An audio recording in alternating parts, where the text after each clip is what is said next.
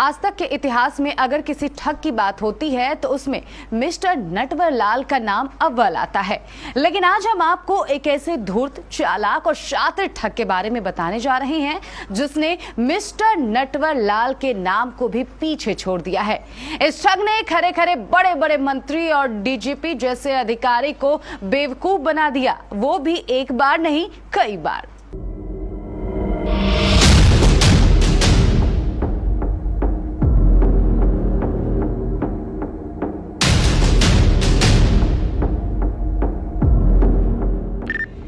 ये है मिस्टर अभिषेक, पूरा नाम अभिषेक अग्रवाल।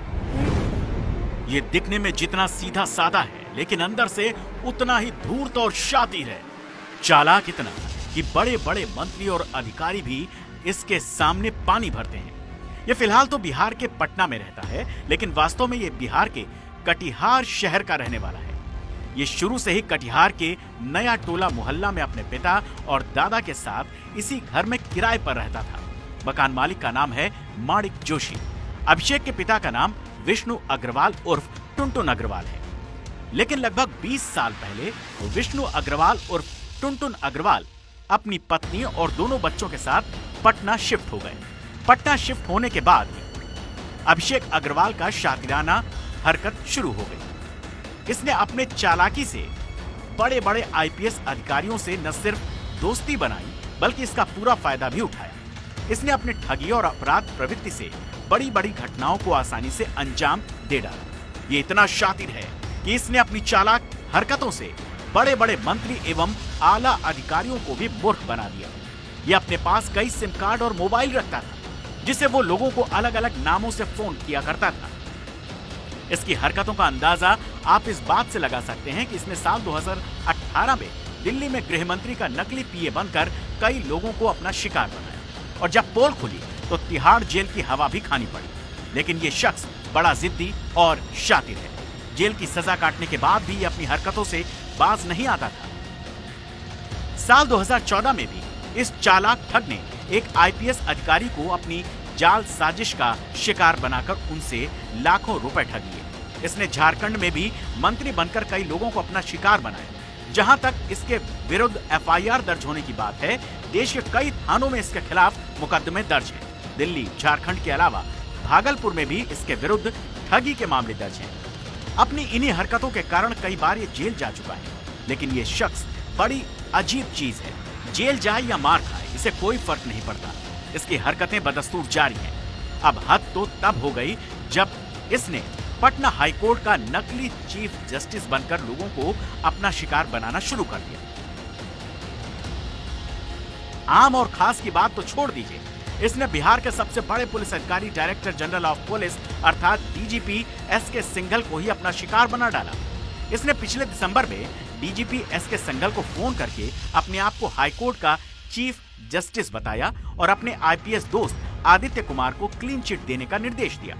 हम आपको बता दें कि आदित्य कुमार गया के एसएसपी थे और अपने कार्यकाल के दौरान गैर कानूनी हरकतों की वजह से उन पर लापरवाही का मुकदमा दर्ज था। विभागीय कार्रवाई से बचने के लिए एसएसपी आदित्य कुमार और उसके शातिर दोस्त अभिषेक अग्रवाल ने इस साजिश को अंजाम दिया। साजिश तो खतरनाक थी लेकिन कारगर साबित हुई। डीजीपी साहब ने आदित्य कुमार को सभी मामलों से बरी करते हुए न सिर्फ उसे क्लीन चिट दी बल्कि आदित्य कुमार की पोस्टिंग भी कर दी। इस काम को अंजाम देने के लिए अभिषेक अग्रवाल ने नकली चीफ जस्टिस बनकर डीजीपी को एक दो नहीं बल्कि 40 से 50 बार फोन किया था। लेकिन खासियत देखिए, डीजीपी साहब को इस बात की भनक तक नहीं लगी कि उन्होंने नकली जज के निर्देश के अनुसार उनका काम कर दिया। लेकिन किसी ने ठीक ही कहा है, पाप का घड़ा एक न एक दिन भर ही जाता है। इस शातिर ठग अभिषेक अग्रवाल के पाप का घड़ा भरने की बारी आ चुकी है। पटना पुलिस के खुफिया विभाग आर्थिक अपराध इकाई ने इस सारे साजिश का पर्दाफाश कर दिया। अभिषेक अग्रवाल सहित इसके 3 साथी गौरव राज, शुभम कुमार और राहुल रंजन को भी गिरफ्तार कर लिया गया। सूचना प्राप्त होते ही गुप्त सूचना और जांच हेतु आर्थिक अपराध इकाई में पुलिस उपाधीक्षक के नेतृत्व में 5 सदस्यों की स्पेशलाइज्ड टीम का गठन किया गया। मोबाइल नंबर का जब सत्यापन किया गया तो ये पता किया गया कि इस मोबाइल का जो सिम है वो वोडाफोन कंपनी का है वोडाफोन कंपनी से जब बात की गई तो इसके जो धारक यानी जो कैश निकाला गया कंज्यूमर एप्लीकेशन जो सिम लेते समय जो फॉर्म भरा जाता है उसमें धारक का नाम राहुल कुमार पता चला और जो कि पटना सिटी का एड्रेस पाया गया।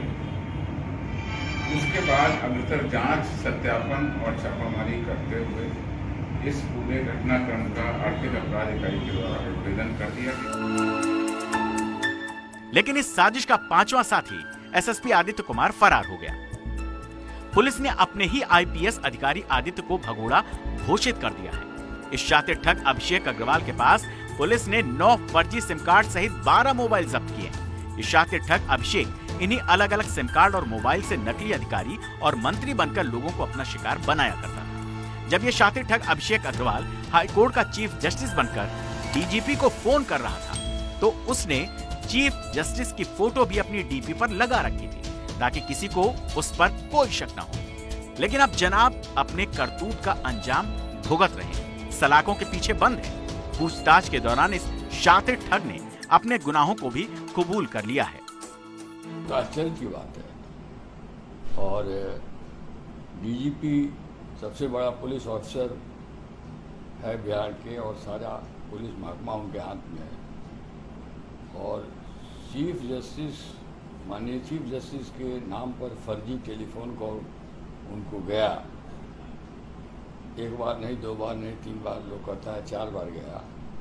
और उसमें उससे प्रभावित होकर आदित्य कुमार आईपीएस के खिलाफ जो क्रिमिनल केस चल रहा था उसको उन्होंने रफा दफा यदि कर दिया है तो ये बहुत गैरकानूनी है। और डीजीपी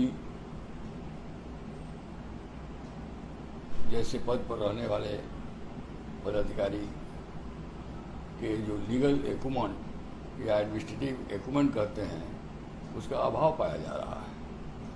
उनको समझना चाहिए था कि चीफ जस्टिस या ऑनरेबल जज ऑफ हाई कोर्ट किसी इंडिविजुअल केस की पैरवी नहीं करते। इनके साथ जो 3 अन्य लोग गिरफ्तार किए गए हैं उनमें से गौरव राज सिम बेचने वाला दुकानदार है, शुभम कुमार उसका कर्मचारी है और राहुल रंजन शातिर ठग अभिषेक अग्रवाल का दोस्त है। फिलहाल पुलिस अभिषेक अग्रवाल से जुड़े अन्य मामलों को खंगालने में लगी है, लेकिन सवाल तो डीजीपी साहब को लेकर उठ रहे हैं। आखिर कोई नकली जज बनकर उन्हें 40-50 बार फोन करता है और उन्हें भनक तक नहीं लगती। Bureau report, KBC news.